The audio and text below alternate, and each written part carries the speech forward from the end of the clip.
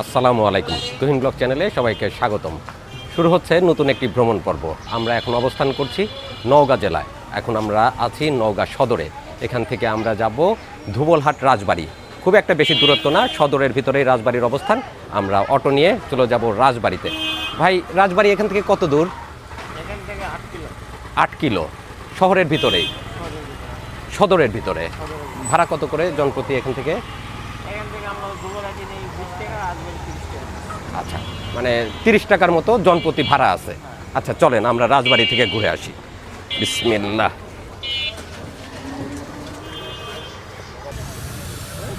বাজারের ভিতরে প্রচুর জ্যাম, গাড়ি বের করাই কঠিন ব্যাপার দেখতে পাচ্ছি। দুইটা লেনই অটো দিয়ে ভর্তি।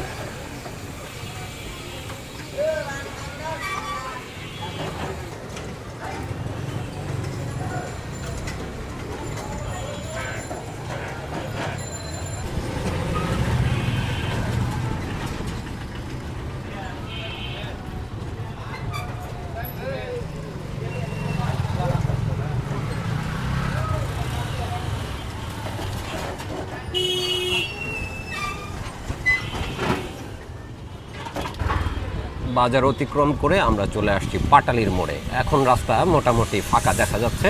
আমরা অল্প সময়ের ভিতরে ইনশাল্লাহ পৌঁছে যাব জমিদার বাড়িতে।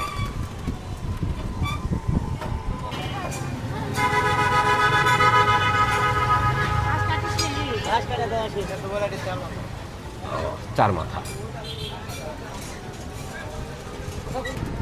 আমরা এখন চলে আসছি ধুবলহাটি বাজারে। আর সামান্য একটু গেলেই আমরা পেয়ে যাব সেই রাজবাড়ি। এটা সেই রাজার নামের স্কুল না? জমিদার সাহেবই এই স্কুলের জায়গা দান করছিলেন।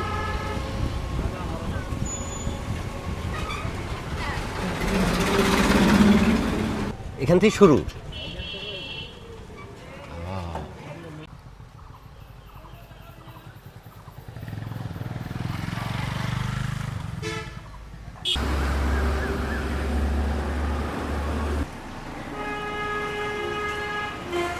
ইতিহাস আর ঐতিহ্যের খোঁজ করতে করতে আমরা চলে আসছি নওগাঁ জেলার ধুবলহাটি রাজবাড়িতে।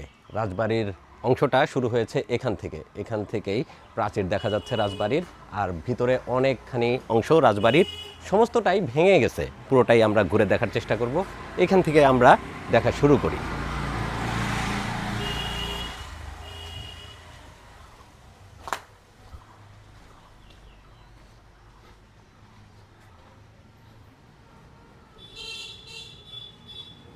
রাজবাড়ির সীমানা এখান থেকে। কি চমৎকার স্থাপত্য শৈলী।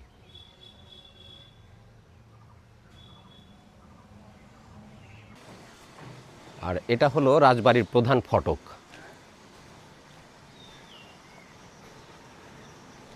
এই পাশটা দেখে বোঝা যাচ্ছে দ্বিতল ভবন ছিল রাজপ্রাসাদ।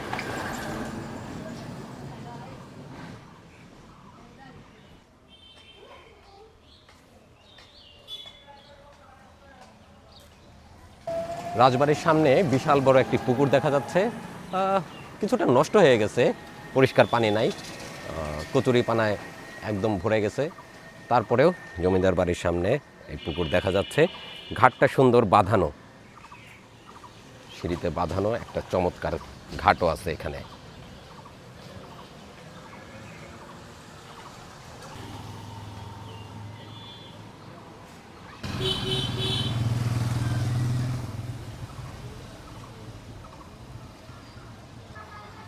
পুকুর ঘাটের সামনে দুইটা গেটও দেখা যাচ্ছে। ভিতরে মূর্তিও আছে, দেখে বোঝা যাচ্ছে অনেক প্রাচীন মূর্তি।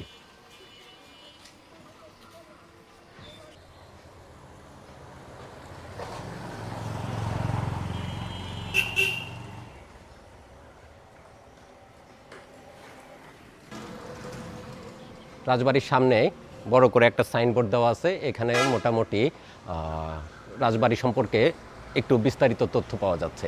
ধুবলহাটির রাজবাড়ি প্রায় 200 বছরের প্রাচীন স্থাপনা। ধুবলহাটির জমিদারি ছিল সিলেট, দিনাজপুর, পাবনা, রংপুর ও ভারতের কিছু অংশ। 1892 খ্রিস্টাব্দে জমিদারি প্রথা বিলুপ্ত হওয়ার পর তৎকালীন জমিদার রাজা হরনাথ রায় চৌধুরী সপরিবারে ভারতে চলে যায়। রাজবংশের স্মৃতিস্বরূপ 5 একর এলাকা জুড়ে বিশাল প্রাসাদটি বর্তমানে প্রত্নতত্ত্ব অধিদপ্তরের অধীনে রয়েছে। তার মানে বোঝা যাচ্ছে এই রাজপ্রাসাদটি 5 একর জমির উপরে অবস্থিত বিশাল স্থাপনা। ভবনের সামনে একটি সতর্কীকরণ বিজ্ঞপ্তি টাঙানো হয়েছে। এত দ্বারা জনসাধারণকে সতর্ক করা যাইতেছে যে দুবলহাটি জমিদার বাড়ি প্রায় 200 বছরের পুরাতন ভবন এবং পরিত্যক্ত অবস্থায় রহিয়াছে। উক্ত জমিদার বাড়িতে প্রবেশ করতে সতর্ক অবস্থা অবলম্বন করতে হবে। দ্বিতীয় তলায় ওঠা সম্পূর্ণ নিষেধ। তার মানে দ্বিতীয় তলার অবস্থা খুবই খারাপ, ভেঙে যাওয়ার সম্ভাবনা আছে, মানে তেমন একটা ভালো অবস্থায় নাই। সতর্কতার সাথে ভিতরে ঘোরাফেরা করতে হবে। তবে একদমই ভেঙে চুরে গেছে, ভিতরের পরিবেশটা খুবই নোংরা বোঝা যাচ্ছে, সেইভাবে আসলে সংরক্ষণ হয় নাই। যদিও প্রত্নতত্ত্ব অধিদপ্তরের অধীনে এখন আছে জমিদার বাড়িটি, তারপরেও সেরকমভাবে তারা এটার দেখভাল করে নাই, যে কারণে এই জমিদার বাড়ির এই ভঙ্গুর অবস্থা। রাজবাড়িতে প্রবেশ করার প্রধান ফটক, অনেক উঁচু দরজা, হিউজ হাইট। আর এটা অনেক পরে লাগানো। এই হচ্ছে ভিতরে যাওয়ার রাস্তা, আর এই হলো ভিতরের জমিদার বাড়ির চিত্র। স্থানীয় ঐতিহাসিকদের মতে রঘুনাথ নামের এক ব্যক্তি এই এলাকায় লবণ ও গুড়ের ব্যবসা করতেন। তিনি দিগলি বিলের মধ্যে দিয়ে প্রবাহিত খয়রা নদী দিয়ে নৌকাযোগে দুবলহাটিতে ব্যবসার জন্য আসেন। তিনি প্রায় প্রতি রাতে স্বপ্ন দেখতেন তাকে কে যেন বলছে, তুই যেখানে নৌকা বেঁধেছিস সেখানে জলের নিচে রাজরাজেশ্বরী দেবীর প্রতিমা আছে, সেখান থেকে তুলে স্থাপন কর। রঘুনাথ একদিন ভোরবেলা জলে নেমে দেখলেন সত্যিই সেখানে রাজরাজেশ্বরীর প্রতিমা আছে।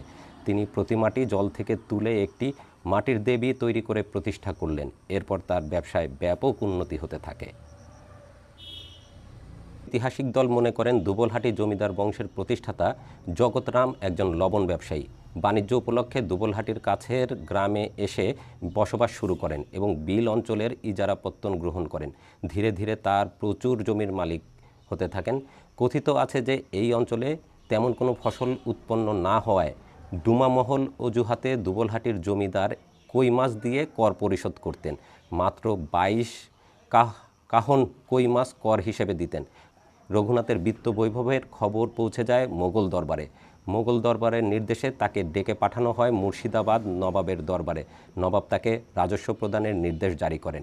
তিনি নবাবকে জানান তিনি যে এলাকায় থাকেন সেখানে শুধু জল আর জল, কোনো ফসল হয় না, তবে বড় বড় কই মাছ পাওয়া যায়। বিষয় বুঝতে পেরে নবাব তাকে প্রতি বছর রাজস্ব হিসেবে 22 কাহন কই মাছ প্রদানের নির্দেশ দেন।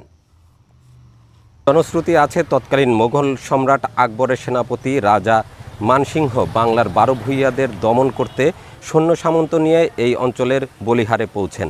সৈন্যবাহিনী দীর্ঘ পথ অতিক্রম করায় ক্লান্ত হয়ে পড়েছিল। তাদের বিশ্রামের জন্য এবং সেনাপতি মানসিংহের পাঠানো গুপ্তচরের মাধ্যমে 12 ভূঁইয়াদের খবর জানাতে মানসিংহ এই রাজবাড়ি এলাকায় যাত্রাবিরতি করেন। সেই সময়ে বরেন্দ্র অঞ্চলে শুষ্ক মৌসুম চলছিল। সৈন্যরা বেশি দিন কোনো কাজ না করে বসে থাকলে অলস হয়ে যেতে পারে, এই ভেবে সেনাপতি মানসিংহ সৈন্যবাহিনী দিয়ে এই এলাকায় 330টি দিঘি এবং পুকুর খনন করে নেন।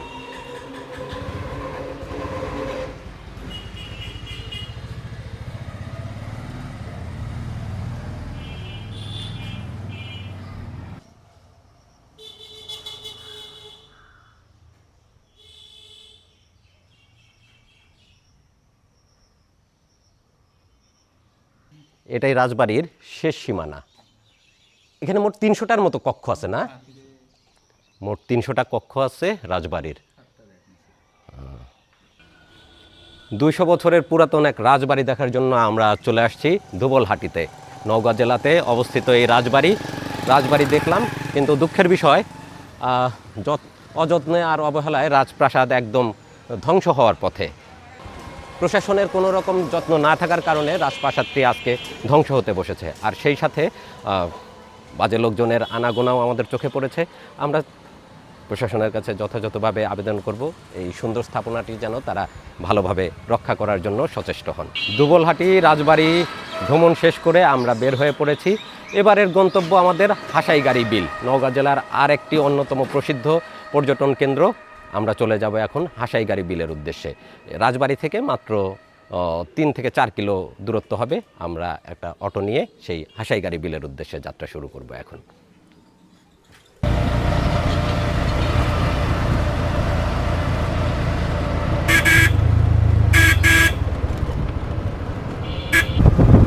এই বিল তো সদর উপজেলাতেই পড়ছে না? আমরা শহরের বাইরে চলে আসছি। এদিকটা একদম ফাঁকা, দুই পাশে বিস্তীর্ণ জমি, প্রচুর ধানের চাষ হয় এই এলাকায় আমরা যেটা দেখতে পাচ্ছি। তবে ধান কেটে ঘরে তোলা হয়ে গেছে, জমিতে এখন ধান নাই। এটা বড় বিল। এই বিলের নাম কি? কি বিল? দিগনির বিল। বর্ষার সময় পানি আসে এদিকে। আচ্ছা, শুকনা মৌসুমে ধানের চাষ হয়, আর বর্ষা মৌসুমে চারিদিকে থেকে পানি চলে আসে, পুরা বিল হয়ে যায়। বিস্তীর্ণ একটা বিল আমরা দেখতে পাচ্ছি। এখন পানি শুকিয়ে গেছে, এখন ধানের জমি। আর কিছুদিন পরেই যখন পানি চলে আসবে তখন বিল পানিতে থই থই করবে। আমরা যেটা জানতে পারলাম স্থানীয় ভাইদের কাছে, সেটা হচ্ছে হাসাইগাড়ি বিল জনপ্রিয় হওয়ার আগে এটাই ছিল মানে ট্যুরিস্টদের প্রধান আকর্ষণীয় জায়গা। আশেপাশ থেকে শহরের লোকজন তারা বেড়াতে আসতেন এই বিলের কাছে। ইতিমধ্যে কিন্তু বৃষ্টি শুরু হয়ে গেছে। আমরা যখন বাসা থেকে মানে হোটেল থেকে বের হই তখনই আকাশ অন্ধকার হয়ে গিয়েছিল, কালো হয়ে গিয়েছিল। তারপরেও আমরা যেহেতু এসেছি নওগাঁতে বেড়ানোর উদ্দেশ্যে, আমরা বসে না থেকে বের হয়ে পড়েছি। কিন্তু ইতিমধ্যে বৃষ্টি শুরু হয়ে গেছে, টিপটিপ করে বৃষ্টি পড়ছে। দেখা যাক, আল্লাহ ভরসা।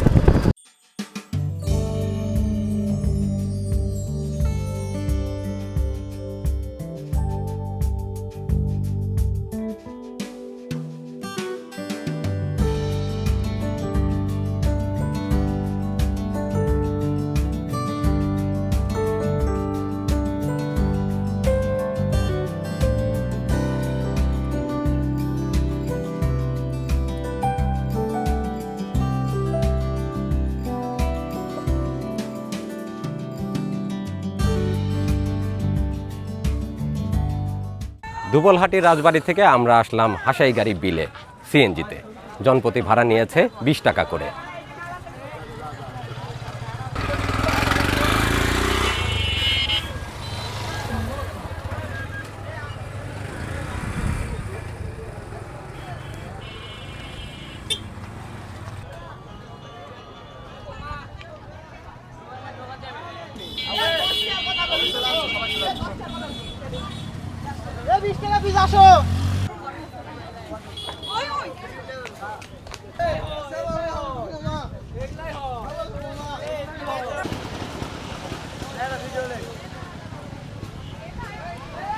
টুরিস্টদের জন্য এখানে মুখরোচক সব খাবার বিক্রি হচ্ছে। সব আচার বিক্রি করতেছেন না ভাই? মহিলারা খুব পছন্দ করে। বিকালের দিকে ভিড়টা বেশি হয় না? বিকাল থেকে সকাল থেকে লোকজন আসে, কিন্তু বিকালে একটু লোকজন বেশি। এখন তো পানি কম বিলে। পানি ভরপুরই আছে, সমস্যা নাই। আর বর্ষার সময় আরো পানি হয়, তখন আরো টুরিস্ট আসে না বিভিন্ন এলাকা থেকে। এগুলো কেমন দামে বিক্রি করতেছেন? হচ্ছে আমরা 40 টাকা সব বেশি, 250 গ্রাম নিয়ে 90 টাকা রাখি। 250 গ্রাম 90 টাকা। আচ্ছা ঠিক আছে, ধন্যবাদ। আমরা একটু বিল দেখি।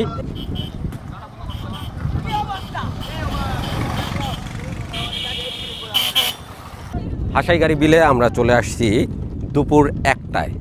এখন টুরিস্ট একটু কম মনে হচ্ছে। বিকালের দিকে টুরিস্ট প্রচুর আসে, বিশেষ করে শুক্রবার বৃহস্পতিবারে অনেক দর্শনার্থী আসেন দেশের বিভিন্ন প্রান্ত থেকে এই হাসাইগাড়ি বিলে। আর পানি মাত্র নতুন আসতে শুরু করেছে, যে কারণে বিলে পানি অনেক কম। তারপরে নৌকা চলছে, নৌকা নিয়ে ঘুরে বেড়াচ্ছেন দর্শনার্থী যারা এসছেন বিভিন্ন এলাকা থেকে। তারা নৌকা নিয়ে, এই যে দেখতে পাচ্ছেন ছোট ছোট নৌকা নিয়ে বিলের ভিতরে ঘুরে বেড়াচ্ছেন। আমরা হাসাইগাড়ি বিলে এখন অবস্থান করছি, আপনাদেরকেও দেখাতে নিয়ে এসেছি।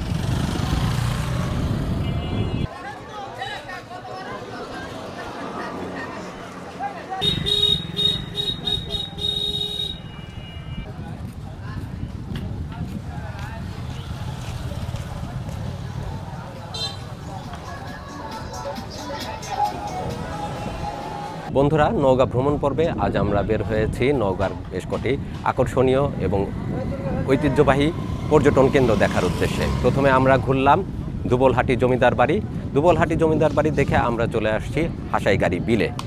বিলে পানি এখন অনেক কম, যে কারণে মানে দর্শনার্থীর সংখ্যাও কিছুটা কম। যখন পানি ভরপুর থাকে তখন বিভিন্ন প্রান্ত থেকে, দেশের বিভিন্ন এলাকা থেকে টুরিস্ট আসেন, দর্শনার্থীরা আসেন এই বিল দেখার উদ্দেশ্যে। তারা নৌকা নিয়ে ঘুরে বেড়ান। এই যে বিলের পাশেই দেখতে পাচ্ছেন অসংখ্য ছোট ছোট শ্যালন নৌকা এখানে দাঁড়িয়ে আছে। যারা দর্শনার্থী আসেন তাদেরকে নিয়ে তারা এই যে এই বিল ঘুরিয়ে দেখান। আমরা আর নৌকা নিয়ে বিলে ঘুরলাম না, আমরা হাসাইগাড়ি বিলের উপরের অংশটুকুই ঘুরে বের হয়ে চলে যাব। আর আশা করছি নৌকা ভ্রমণ পর্বের এই দুটি পর্যটন কেন্দ্র আপনাদের কাছে ভালো লেগেছে। যদি ভালো লাগে অবশ্যই সাথে থাকবেন। দেখা হচ্ছে পরবর্তীতে নৌকা ভ্রমণ পর্বের অন্য প্রতিবেদন নিয়ে। ভালো থাকুন, সুস্থ থাকুন, তুহিন ব্লগ চ্যানেলের সাথে থাকুন। ধন্যবাদ সবাইকে। আল্লাহ হাফেজ।